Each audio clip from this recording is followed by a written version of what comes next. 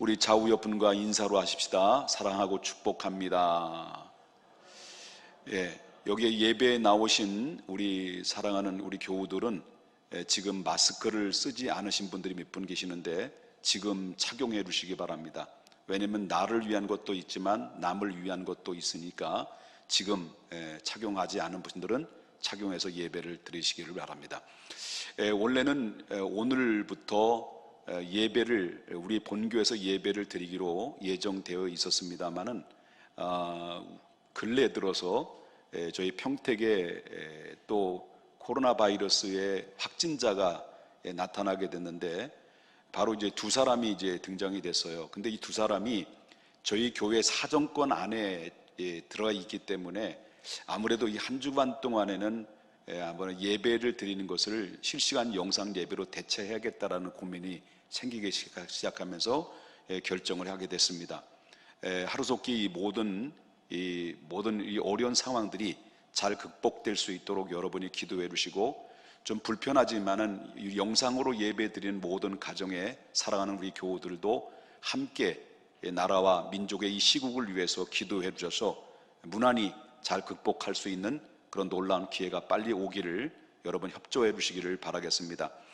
저는 이제 말씀을 로마서의 말씀을 이제 이어지는 말씀으로 계속 이제 시작을 하려고 합니다. 오늘 말씀을 전해주고자 하는 말씀은 하나님의 진노에 대한 이야기를 하려고 하는데, 여러분이 이 설교를 듣다 보면 썩 기분이 좋거나 상쾌한 그런 말씀으로 여러분들에게 들려오지 않을 것이라고 생각이 됩니다. 그럼에도 불구하고 하나님의 말씀임을 믿고 하나님의 믿음으로 그 말씀을 받아서 바로 우리가 어떻게 살아야 되는 것이, 그리고 또 어떻게 이 세상을 살아가고 극복해야 될지를 하나님의 말씀을 통해서 힌트를 얻고 그 말씀에 따라서 우리가 순응하게 나가게 되면 이 어려운 환난을 우린 충분히 극복할 수 있다는 것을 저는 믿습니다. 그 이유가 뭐냐고 말한다면, 너희가 환난을 당하나 담대하라, 내가 세상을 이기었노라고 주님께서 말씀하셨기 때문에 십자가를 통해서 세상을 이기신 우리 주님을 붙잡고 의지하다 보면 하나님의 놀라운 역사로 새롭게 회복되는 그런 우리의 입가에는 미소가 가득하고 행복한 미소가 우리의 삶을 통해서 다시 한번 회복되리라 믿습니다. 여러분, 우리가 지금까지 들었던 수많은 설교들이 있었습니다. 수많은 설교를 저도 했고 수많은 설교들을 많이 여러분 들었을 것이라고 생각이 됩니다만은 이 하나님에 대한 말씀들을 특별히 굉장히 많이 들었습니다. 그럼 하나님, 그러면 여러분들의 마음속에 떠오르는 하나님은 어떤 하나님일까라고 생각합니까? 어떤 분들은 사랑의 하나님으로 다가올 수도 있고, 어떤 분들은 긍휼의 하나님, 어떤 분은 자비로운 하나님, 축복의 하나님, 능력의 하나님으로 이렇게 인식되는 분들도 있을 거라고 생각이 됩니다. 그러나 로마서 1장을 보게 되면 우리가 하나님은 어떤 분이라는 것을 분명히 언급해 주고 있는데, 여러분이 함께 말씀을 들었던 것을 기억이 되시는지는 모르겠습니다만은 로마서 1장 1절부터 17절까지 우리가 들었던 말씀 두 번에 걸쳐서 설교의 말씀을 들었습니다만은 이 바울의 인사말이 시작됩니다. 그리고 로마서의 서론이라고 이야기할 수가 있다라는 거고요. 그 다음에 로마서 1장 1절부터 17절까지의 서론에 대한 말씀을 했다고 한다면, 이제 저와 여러분이 오늘 18절부터 시작되는 말씀은 로마서의 본론이 시작된다라고 이야기할 수가 있다라고 하는 것입니다. 그런데 우리가 주목해 볼 만한 것이 바로 로마서가 특이한 상황이 있습니다. 다른 성경의 말씀보다 특이한 상황이 있는 것은 바로 뭐냐면 인사말이 끝나자마자의 내용입니다. 인사말이 끝나자마자 하나님이 로마서를 통해서 어떻게 우리에게 말씀하시느냐라고 하는 것인데, 그 첫 마디가 너에게 은혜와 축복이 있기를 원하노라 라기보다는 바로 그 첫 마디의 본론의 말씀은 바로 하나님의 진노에 대한 말씀을 하시고 있다는 것이 로마서의 특징이라고 할 수 있다라고 하는 것입니다. 그럼 여기 편지를 받아보다 보면 그 로마서의 그 글귀를 봤던, 편지의 내용을 바라봤던 이 로마 교인들이 입장에서 볼 때는 바로 첫 서두부터 하나님의 진노 이렇게 이야기하게 되면 썩 기분이 좋지 않는 내용이라고 받아들일 수가 있다라고 하는 것입니다. 예를 든다면 친구를 만났습니다. 오래간만에 만났습니다. 아, 친구야 반갑다, 어떻게 잘 지내지? 이렇게 인사말을 간단히 하고 나서 그 친구가 야, 내가 너를 위해서 기도해봤는데, 너를 위해서 기도해봤더니 하나님께서 너를 그렇게 별로 좋게 이야기하지 않는 것 같다. 하나님이 너를 향해서 진노를 하고 있다는 것을 내가 기도해봤더니 하나님이 환상을 통해서 내가 그것을 봤다. 너 조심해라. 이렇게 이야기를 하게 되면 만나자마자 인사를 하고 간단히 하는 얘기가 꼭 많은 말 중에서 꼭 굳이 그런 얘기할 필요도 없는데, 인사하자마자 다짜 가짜 하면 너희 하나님이 너를 향해 진노하신다? 이렇게 이런 소리를 듣게 되면 여러분 상대방의 입장에서 들을 때 그 기분이 썩 좋지는 않을 거라고 하는 것입니다. 기분 나쁜 이야기라고 할 수 있는 거죠. 여러분, 진노라는 말이 뭘까라고 하는 겁니다. 이 진노라고 하는 말은 사전을 찾아보니까 이런 이야기가 나옵니다. 손해를 당하거나 모욕을 당할 때 생기는 불쾌하고 강한 적대 감정, 이게 진노라는 겁니다. 그렇다면 하나님께서는 왜 인간을 향해서 진노하시냐라고 하는 겁니다. 하나님이 진노하시는 이유가 뭘까라고 하는 것입니다. 그것은 바로 여러 가지가 있습니다만 크게 두 가지로 말한다면 첫 번째는 죄 때문에 그런 겁니다. 인간이 죄를 지면 질수록 하나님은 계속해서 진노하신다라고 하는 것입니다. 그 이유가 뭐냐고 말한다면 하나님은 죄를 조금이라도 용납하시는 분이 아니하시는 거룩하신 분이기 때문에 그렇다라고 하는 것입니다. 그렇기 때문에 죄는 절대로 하나님께 가까이 갈 수가 없다라고 성경에서 말하고 있는데, 성경에는 출애굽기 19장 22절에 이렇게 이야기합니다. 뭐라고 이야기하냐면, 또 여호와께 가까이 하는 제사장들로 그 몸을 성결하게 하라. 나 여호와가 그들을 뭐 할까 하는 겁니까? 돌격할까 하노라. 그를 칠까 하노라. 이런 말을 하고 있다라고 하는 것입니다. 엄격히 말한다고 한다면 하나님의 거룩 앞에 어느 누구도 가까이 갈 자가 아무도 없다라는 겁니다. 그만큼 하나님은 죄하고는 관계가 없고 죄 안에서는 용납할 수 없는 그 거룩하신 하나님이라는 것을 우리가 보게 된다라고 하는 겁니다. 그러므로 죄가 가까이 하다든지 아니면 죄인이 하나님의 눈에 보인다고 한다면 자연적으로 그 거룩한 반응이 결국은 일으킴으로 말미암아 그는 살아남을 수가 없을 만큼 하나님은 바로 죄를 정말 죄에 대해서 진노를 가지고 있고, 하나님은 거룩성이 결국 오히려 돌격하고 그리고 그를 치게 되는 원인이 된다는 것을 성경에서 말해주고 있다는 것입니다. 또한 하나님이 왜 인간을 향해서 진노하시느냐라고 말할 땐 두 번째는 하나님의 사랑 때문에 진노하신다라고 하는 것입니다. 여러분, 구약에서 보게 되면 바로 하나님의 진노에서 가장 많이 받았던 민족이 있습니다. 하나님의 진노를 가장 많이 받았고 그 하나님의 징계를 가장 많이 받았던 민족이 어떤 민족이라고 생각합니까? 뭐로, 아수르? 아니면 또 바벨론? 우상이 가득한 블레셋? 놀랍게도 이런 민족이라기보다는 오히려 하나님께로부터 택함받은 백성이요, 제사장 나라요, 하나님의 모든 하나님의 민족을 책임질 수 있는 하나님의 특별히 정말 성민으로 부름받은 나라인 이스라엘 백성들이 가장 그런 고난을 당했고 그리고 하나님께로부터 징계를 받았던 것을 우리가 보게 된다라고 하는 것입니다.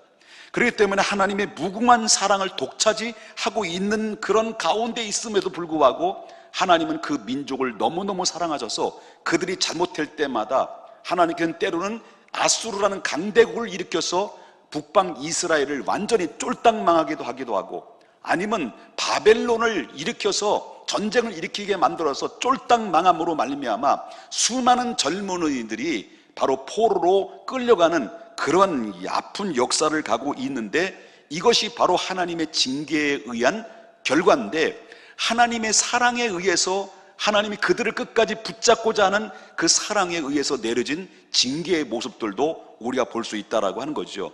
그래, 하나님 왜 인간을 향해서 진노하느냐, 두 가지를 말씀드렸습니다. 하나는 죄 때문에 그렇다고 한다면 또 하나는 사랑하기 때문에 그렇다라고 하는 것을 우리가 들었습니다. 그렇다면 여기서 좀 더 깊이 들어가고자 한답니다. 자, 또 깊이 들어가게 되면 어떤 일이 벌어집니까?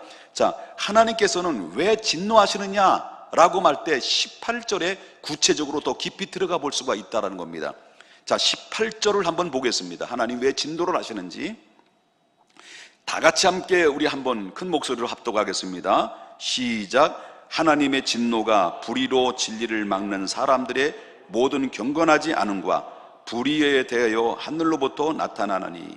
자, 하나님의 징계하는 이유가 있습니다. 인간들을 향한 하나님의 진노는 불의로 진리를 막는 사람들 때문이다 라고 얘기합니다. 뭐로 뭘 막는다고요? 불의로 하나님의 진리를 막는 사람들 때문이다. 이건 무슨 말이냐면 분명히 성경의 말씀을 통해서 하나님의 진리에 대해서 다 보여줬어요. 다 알려줬어요. 그런데 사람들은 그 진리에 대해서 의도적으로 발로 밟고 그리고 또 하늘을 향해서 주먹을 휘두르는 사람들을 이야기할 수 있습니다. 이게 바로 뭐냐면 불의로 진리를 막는 사람들을 그렇게 이렇게 표현하고 있다라고 하는 것입니다. 바로 못된 짓은 다 골라서 하면서도 이유 없이 기독교를 향해서 미워하고 핍박하는 사람들을 우리 보잖아요. 조그만한 건스 하나만 생기게 되면 거기에 집요하게 물고 늘어지면서 댓글에 대해서 결국 기독교에서 적나라하게 비판하는 이유 없는 그런 핍박, 이유 없는 미워하고 이런 사람들을 우리가 보잖아요. 이런 사람들이 하나님을 향해서 주먹을 휘두르는 자다 이렇게 말하는 거예요. 그렇기 때문에 우리는 한때 그런 삶을 살았던 우리들이었습니다. 하나님께서는 이런 사람들 때문에 진노하신다라고 하는 거예요. 그렇기 때문에 불의로 말미암아 그 진리를 가로막는 사람은 이유 없이 하나님이 분명히 살아계신 걸 알려줬고 진리의 말씀을 통해 다 보여줬는데도 불구하고 이유 없이 결국 기독교인들을 아니면 하나님을 위해서 삿대질을 하고 주먹을 휘두르는 이런 사람들을 향해서 하나님은 진노하신다 그런 얘기죠. 자, 이런 사람들의 특징이 있습니다. 특징이 첫 번째는 어떤 특징이 있냐면은 경건치 않다라는 겁니다. 경건치 않다라는 말이 무슨 말이냐면 경건치 않음에 대해서 하나님이 진노하시는데 이 경건치 않음에 대해서 성경에는 19절부터 25절에 이야기를 하고 있고요. 또 경건치 않은 것을 뭐라고 말하냐면 종교적인 죄다라고 말합니다. 즉 하나님에 대한 공공연하게 대적하는 것을 말하는데 이 대적하는 행위를 바로 하나님을 위해서 대적하는 행위를 다시 말한다면 교회를 향해서 핍박하는 그 대적하는 행위를 바로 이것을 하나님이 이걸 진노하신다는데 그 진노 중에 중죄 중에 중죄다라고 그렇게 말하는데 이것을 가지고 뭐라고 말하냐면 종교적인 죄다. 이거는 용서받을 수 없는 중죄다라는 그런 이야기를 하고 있습니다. 두 번째는 하나님의 진노의 이유는 불의 때문에 불의는 아까는 말씀드렸습니다만은 이 19절부터 25절에는 경건치 않는 죄, 즉 종교적인 죄라고 말한다고 한다면 26절 말씀부터 32절에 나오는 말씀에 이 제목들이 쭉 나열되어 있는데 이것은 바로 이웃을 향한 공격하는 죄, 다시 말한다고 한다면 이건 도덕적인 죄, 이런 사람을 향해서 하나님이 진노한다. 지금까지 하나님의 진노하는 그 이유가 뭐냐라고 할 때 사람들이 경건치 않음, 다시 말한다면 불의로 진리를 가로막는 자들, 그러니까 종교적인 죄와 도덕적인 죄를 짓는 사람들 중에서 하나님께서는 용납지 아니하시고 진노를 하고 계시다라고 하는 것을 우리가 보게 된다는 거예요. 어쩌면 우리가 주님을 알기 전까지만 해도 종교적인 죄에 의해서 바로 불의로 진리를 가로막는 그런 우린 실수와 가오를 범했던 이 범인들이 어쩌면 저일 수도 있고 여러분일 수도 있다는 거죠. 자, 하나님의 진노는 어디에서 임하느냐, 하나님의 진노는 어디에서 오느냐라고 말씀드린다고 하면 자 18절을 다시 한번 보겠습니다. 하나님의 진노가 불의로 진리를 막는 사람들의 모든 경건하지 않음과 불의에 대하여 어디로부터 온다는 겁니까? 하늘로부터 나타나느니. 하늘로부터 나타나느니. 여기서 하나님의 진노라고 하는 것은 진노라고 하는 건 진노는 현재 진행형입니다. 그러니까 하나님은 언제 진노하시느냐? 계속 진노하신다는 거예요. 과거에도 진노하셨고 현재도 진노를 하고 있다는 거예요. 그래서 시편 7편 11편에서 이렇게 시편 기자는 이렇게 얘기합니다. 뭐라고 말하냐면 하나님은 의로우신 재판장이시며, 무슨 재판장이라고요? 의로우신 재판장이시며 매일 어떤 분이라는 겁니까? 분노하시는 하나님이시로다. 이렇게 얘기해요. 자, 이 말씀을 들으면서 이 말씀이 과연 사실이라고 한다면 우리의 마음속에는 석연치 않는 한 구석이 있을 것입니다. 아니, 살아남을 사람이 여기에 어디 있겠는가? 하나님이 이렇게 진노하신다면. 또 한 가지는 하나님이 경건치 않는 종교적인 죄와 도덕적인 죄를 향해 진노하신다고 계신다고 하셨는데, 이것이 과연 사실이라고 한다면 이 사회에 이렇게 악한 사람들이 어떻게 저렇게 형통하고 판을 치고 살아갈까? 이런 의아한 생각들이 들 수가 있지 않습니까? 바로 악한 자들이 벌하기보다는 오히려 선한 사람들이 피해를 받게 되고 선한 사람들이 고난을 받게 되고 오히려 진노를 받는 것처럼 느껴질 때도 있다라는 거예요. 하나님의 진노가 하늘로부터 임한다는 것이 사실이라고 한다면 악한 자들이 저렇게 이 세상을 판을 치는 이유가 뭘까? 이게 사실이라면, 얼마 전에 뉴스에 나왔는데요, 태어난 지 7개월 됐어요. 태어난 지 7개월 되면 매분 매 초마다 부모의 손길이 필요한 거잖아요. 그런데 자기가 낳은 자식, 7개월 된 그 자식을 내팽겨쳐버리고, 부부가 함께 술과 향락과 PC방에서 게임에 중독이 돼가지고요, 무려 5일 동안 그 아이를 방치했어요. 그리고 그 라면 상자 안에 집어넣어 버렸어요. 아이가 귀찮은 거예요. 게임에 중독되니까. 그냥 방치에다가 결국 뭡니까? 결국 굶어서 죽었어요. 그 자식이. 엄마는 가간도 안 해요. 엄마의 말을 들어보면 가간도 아닌 게 바로 뭐냐면 자기 남편에게 메시지를 보는데 기가 막히고 코가 막혀요. 어떻게 문자를 보냈느냐? 3일 동안 집에 안 들어갔으면 아이가 죽었겠네? 엄마가 이 얘기는 그따위 문자예요. 남편은 20년 징역을 언도받고 부인은 15년 받았습니다. 이런 상황을 보면 내가 감히 하나님이 될 수는 없지만 만약에 그 입장에 선다고 한다면 그 현장에서 당장 벼락이 떨어져 죽어야만이 마땅한 거예요. 하나님이 진노를 말한다면. 이해 안 돼요?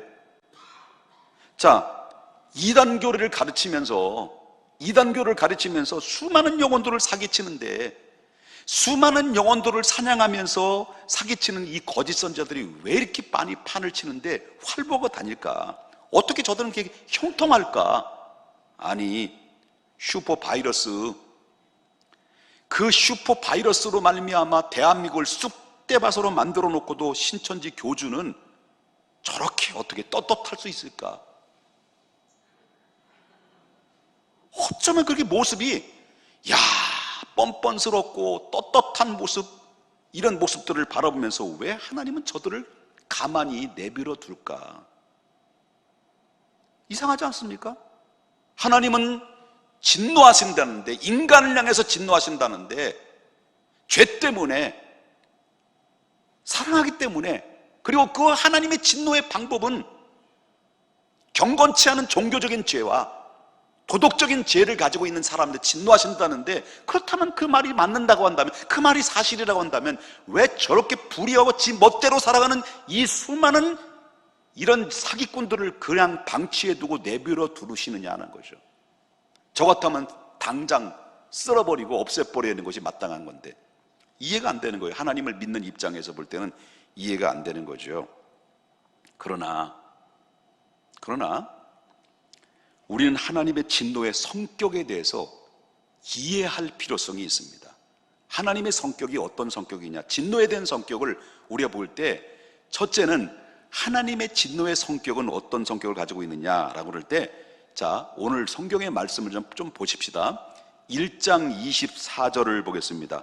우리 다 같이 보겠습니다. 그러므로 하나님께서 그들을 마음의 정욕대로 더러움에 어떻게 한다는 거죠? 내버려 두사.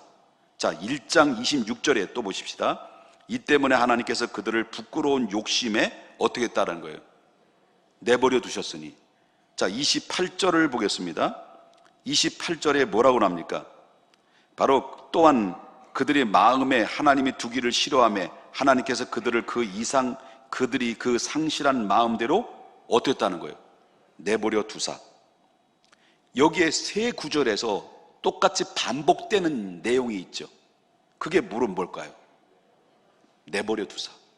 마음의 정욕대로 내버려 두사, 부끄러운 욕심대로 내버려 두사, 상실한 마음대로 내버려 두사. 내버렸다는 거예요. 내버렸다는 말이 세 번이나 강조하고 있어요. 하나님의 진노의 성격은 그냥 하고 싶은 대로 내버려 두는 거예요. 이게 진노의 성격이에요. 첫 번째.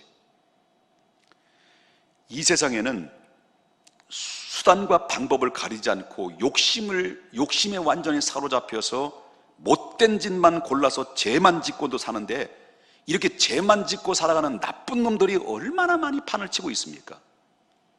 너무 판을 치고 있어요. 예수 믿지 않는데도 불구하고 사업이 너무 잘 돼. 그럼에도 불구하고 못된 짓을 골라서 하고 못된 짓을 다 음탐한 생활을 하는데도 불구하고, 은큼한 생활을 하는데도 불구하고 하는 일마다 다 잘 돼. 사업도 잘 되고 집도 으리삥까하고, 그리고 또한 번쩍번쩍하고, 그리고 식구들이 얼마나 잘 먹었는지 모르지만은 다 건강해가지고요, 얼굴에는 기름기 반질반질해요. 자기 멋대로 살아가는데도 불구하고 브레이크가 걸리지 않고 그냥 아무 일도 일어나지 않습니다. 사람들은 말합니다. 그것을 가지고 자유이고 형통이라고. 반대로 나름대로 성실하게 살아갑니다. 열심히 신앙생활해요. 도덕적으로 정말 청렴결백하면서 살아갑니다. 근데 하는 일마다 안 돼. 실패하는 거예요. 그리고 또 자꾸 넘어지는 거예요. 뒤에 넘어졌는데 앞에 코가 깨져. 그러나 이런 일이 반복되고 하다 보면, 그리고 악한 자들이 형통한 것을 바라볼 때마다 어떤 생각이 자꾸 들겠습니까? 내가 믿음을 가지고 있으면서도 불구하고, 정직하게 살아가는데도 불구하고, 지 멋대로 살아가는데 형통하고 잘 먹고 잘 사는 그 모습들을 바라보면서 어떤 마음이 들 수 있을 것 같습니까? 우리가 믿는 하나님과 우리의 신앙이 과연 맞는가? 나름대로 여태까지 성실하게 믿음 생활 잘 해왔는데 내가 믿는 하나님이 정말 살아계신 건 맞는가? 이런 부분에 대해서 갈등할 수도 있고 회의를 느낄 수도 있다라고 하는 것이죠. 그렇다면 정말 그 말이 맞을까? 사실일까? 정말 악인의 형통함이 진정으로 하나님이 주신 형통일까? 라고 말할 때 우리는 여기서 꼭 알아야 되고 꼭 기억해야 될 게 있습니다. 내버려 두사.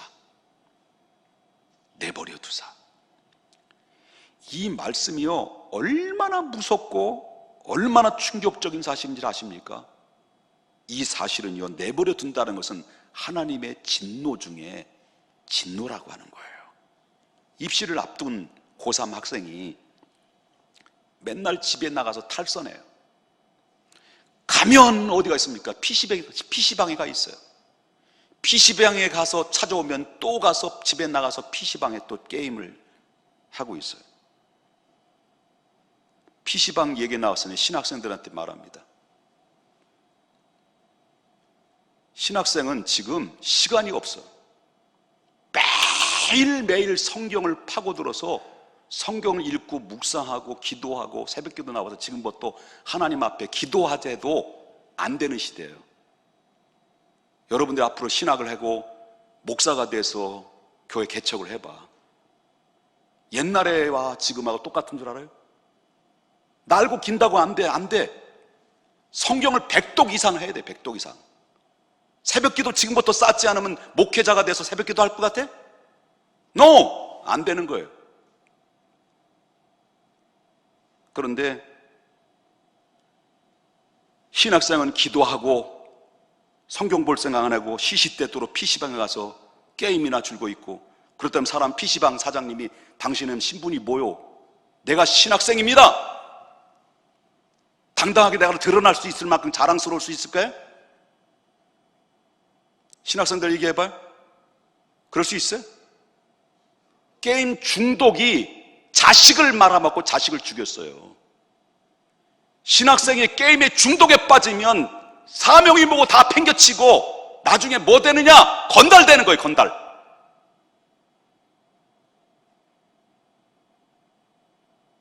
부교육자들 잘 들어! 정신 똑바로 차려야 돼요.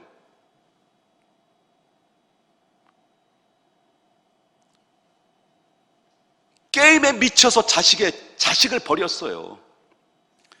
신학생이 게임에 미치면 사명을 내팽개쳐 버린다는 것은 그렇게 내팽개친다는 것과 똑같은 것이고, 그런 마음 가지고 그런 썩어빠진 정신 가지고 신학을 한다면 신학을 다 때려쳐 버려야 돼요. 목회 그만둬 버려야 돼요.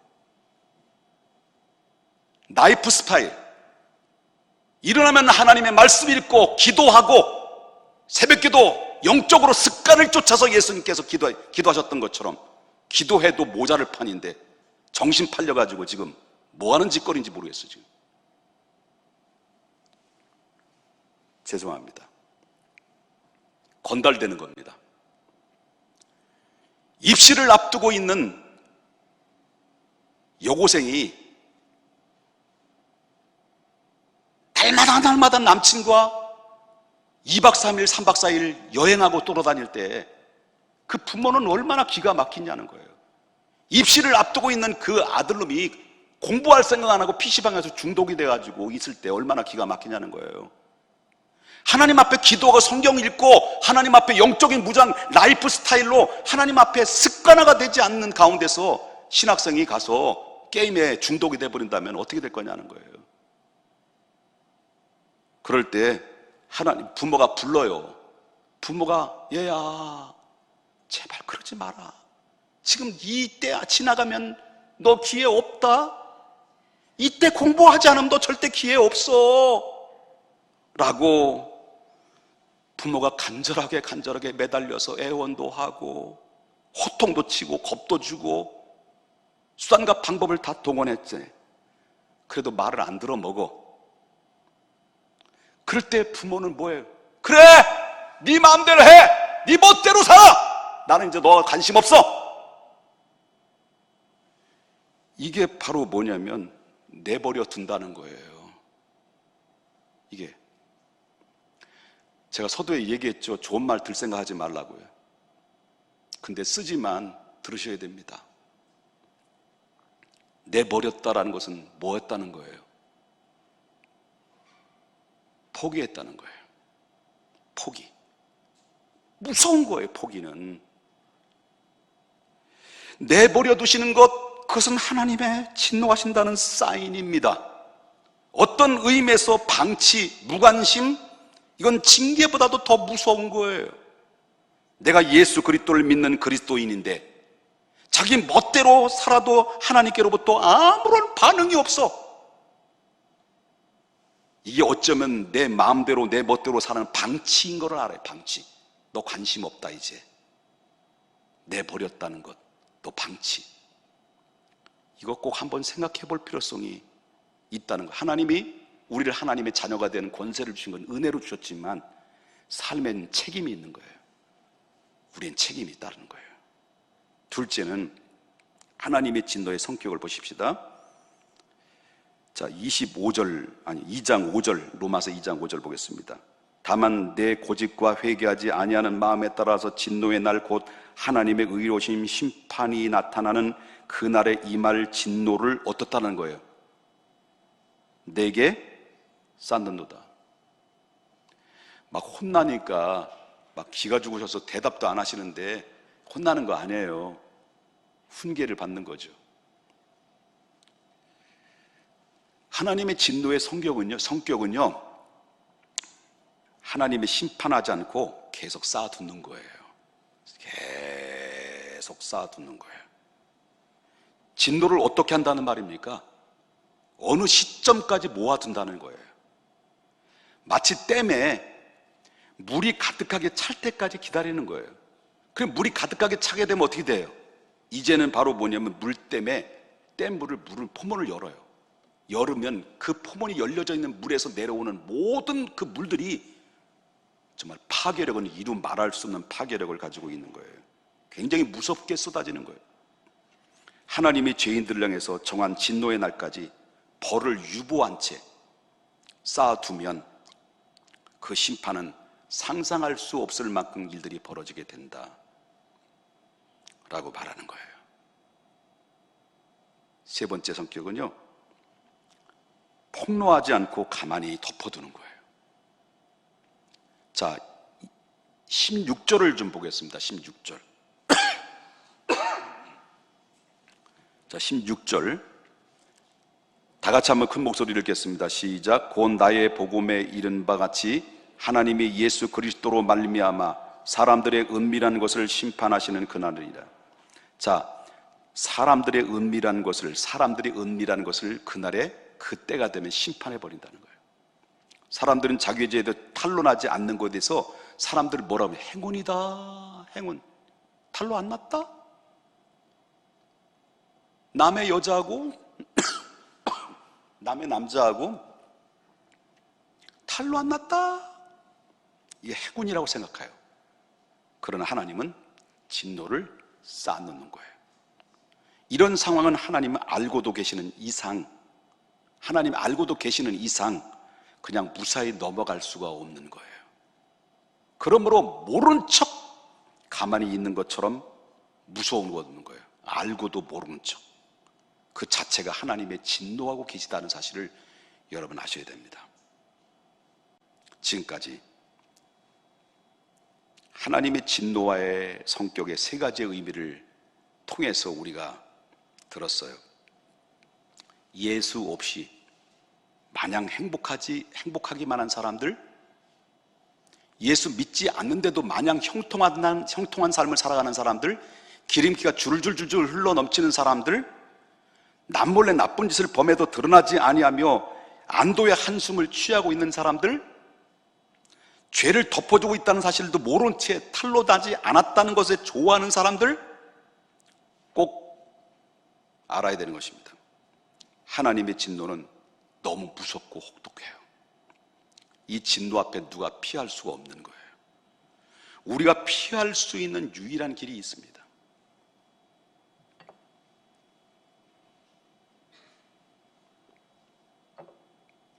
제가 간간히 기침을 하는데 저 조심해야 됩니다. 열은 나지 않은데 지금 열이 좀 나고 있는데 평상시 열은 안 나요. 지금 열이 나고 있어요. 왜 열이 나는지 그 이유는 잘 모르겠어요. 저를 좀 곁에 떨어져 있기를 바랍니다. 그렇지만 너무 무서워하지는 마세요. 지금까지 말씀드렸습니다. 여기서 살아남을 수 있는 사람 없습니다. 예수 없이 마냥 행복하다고 하는 사람, 예수 없이 예수 믿지 않아도 가장 우리는 형통하고 잘 나간다고 하는 사람, 그 다음에 남몰래 나쁜 짓을 지고 못된 짓을 범했는데도 불구하고 안도의 한숨을 짓는 사람, 그리고 죄를 덮어두고 있는 가운데도 불구하고 그게 탄로나지 않은 것 때문에 그것 때문에 좋아하는 사람들, 좋아할 필요 없습니다. 하나님의 심판 앞에는 누구도 피할 수가 없습니다. 그 심판은 나중에 혹독한 심판이 찾아옵니다. 그러나 여기서 피할 수 있는 유일한 딱 한 가지, 그게 무엇입니까? 로마서 5장 9절 말씀 보겠습니다. 그러면 이제 우리가 여기 그러면 이제 우리가, 여러분이 한번 읽어주셔야 되잖아요. 그러면 다시 시작합니다. 그러면 이제 우리가, 그렇습니다. 이 진노를 피할 수 있는 유일한 딱 한 가지, 그의 피로 말미암아 의롭다 하심을 받았나니. 이만희의 늙은 피로 의로운 것이 아니라 예수의 피로 말미암아 의롭게 되는 겁니다. 이 길은 하나님이 열어놓으신 길, 예수 그리스도의 죽으신 십자가의 길, 하나님은 우리에게 쏟아놓을 그 모든 진노를 우리에게 쏟아놓지 아니하시고 예수 그리스도에게 쏟아놓고 그 진노를 예수님께 부었습니다. 그것이 바로 갈보리 언덕 십자가였습니다. 그러므로 여러분, 이 진노를 지금 훗날에 피하기를 원한다고 한다면 예수 그리스도를 믿고 십자가 앞에 나아오는 길밖에 없다는 거예요. 사랑하는 중앙교회 성도 여러분, 오늘 이 자리가 각 가정에서라도 예배를 드릴 수 있다는 것 정말 감사해야 됩니다. 정말 감사해야 돼요. 우리가 하나님 앞에 예배당에 나와서 예배 드릴 수 있는 것 너무너무 감사할 일입니다. 그리고 우리의 감사를 하나님 앞에 드리지 않을 수 있는 것은 바로 뭐냐면, 내가 과거에 예수를 모르고 내 멋대로 살았을 때 하나님께서 나를 가만히 내버려 두지 않는 것을 하나님 앞에 감사해야 돼요. 내가 잘못된 길을 걸어갈 때마다 하나님께서 나를 기다리지 아니하시고 그때마다 나를 향해서 반응하시고, 그리고 나에게 반응하시면서 너 그러면 안 된다라고 하나님이 사인을 내리신 것 감사해야 돼요. 그리고 나의 죄와 허물을 끝까지 덮어주지 아니하신 것 감사해야 되고요. 실패를 통해서 때로는 병이 들기도 하고 때로는 가난을 통해서, 그리고 또한 나를 빨리 회개하게 하시고 십자가 밑으로 나아가오게 하신 그 하나님 앞에 감사하지 않을 수가 없는 것이고요. 하나님이 나를 향해서 예민한 반응으로 보여주고 있다고 하는 것은 그만큼 내가 주님이 십자가 앞에서 당신의 사랑을 잊고 있다는 증거이라는 것입니다.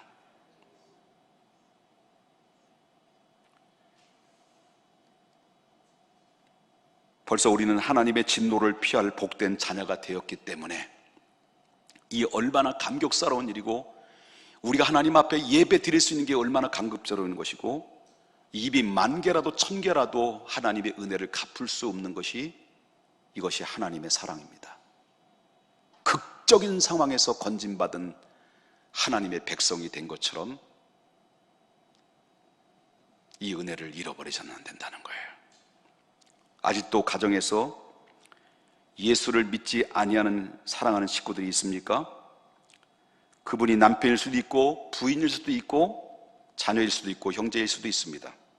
그 예수를 안 믿는데도 불구하고 너무 건강하고 하는 일마다 형통하고, 그리고 무엇이 아쉬운 것이 없어 보이는 사람이 있습니까? 그렇다면 그 사람은 굉장히 위험한 자리에 놓여 있다는 것을 알아야 됩니다. 누구의 진노 아래에 있다는 겁니까? 하나님의 진노 아래에 있다는 겁니다. 내버려 두었다는 것입니다. 쌓아두었다는 것입니다. 그러므로 어디 한번 두고 보자라고 기다리는 것입니다. 그러므로 그런 가족 식구를 위해서 있다면 그런 가족 식구들을 위해서 이제는 우리가 먼저 그리스도를 아는 하나님의 사람들이 하나님 앞에 기도해야 됩니다. 하나님 아버지, 제발 내버려 두지 마옵소서. 기다리지 마옵소서. 언제까지입니까? 언제까지 하나님 덮어주실 겁니까? 예민한 반응으로 하나님에게 다가와 주시옵소서라고 우리가 세상을 보는 인식을 이제부터는 바꿔야 됩니다. 행복한 자로 보이는 인식을 바꿔야 되고요, 형통한 사람, 성공한 사람을 바라보는 시각도 이젠 달라져야 됩니다. 성경이 말하는 진정한 행복한 사람이 무엇이고 하나님이 진정으로 사랑스럽게 여기는 사람이 누구실까? 우리는 그 성공의 척도와 행복의 사람들이 말하는 척도는 하나님이 바라보는 눈과 하나님이 바라보는 생각과는 다르다는 것을 기억하면서 인식 전환이 절대적으로 필요한 시대인 것입니다. 하나님의 진노 앞에 거기서 벗어날 수 있는 유일한 길은 십자가